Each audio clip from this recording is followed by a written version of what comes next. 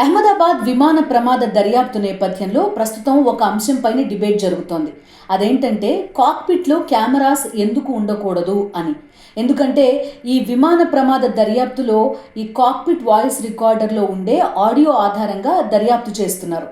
అలాంటిది ఇక్కడ నిజంగా కెమెరా కనుక ఉంటే దర్యాప్తు కొంత ఈజీగా జరిగేది కదా అన్నదే ఇక్కడ అంశం. అయితే మనం చూస్తూ ఉంటాం రోడ్లపైన కానీ, రెస్టారెంట్స్లో కానీ, షాపింగ్ మాల్స్లో కానీ ఎక్కడైనా సీసీ కెమెరాలు కనిపిస్తాయి.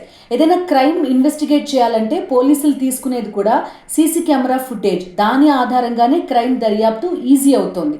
అలాంటప్పుడు ఇక్కడ కాక్పిట్లో కనుక ఇలా కెమెరా ఉంటే దర్యాప్తు ఈజీ అవుతుంది కదా అని.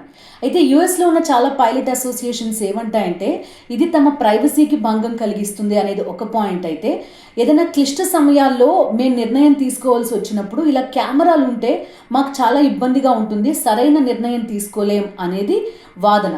ఇప్పుడు చైనా ఏం చేస్తుందంటే కొత్తగా మ్యానుఫ్యాక్చర్ చేస్తున్న ప్లేన్స్ అన్నిట్లో కూడా ఇలా కాక్పిట్లో ఒక కెమెరా సెటప్ మొదలు పెట్టబోతోంది. సో మీరేమనుకుంటున్నారు? ఇలా కాక్పిట్లో కనుక కెమెరాలు ఉంటే కనుక దర్యాప్తు ఈజీ అవుతుందా, లేదంటే పైలట్ల పైన ప్రెషర్ ఉంటుందా?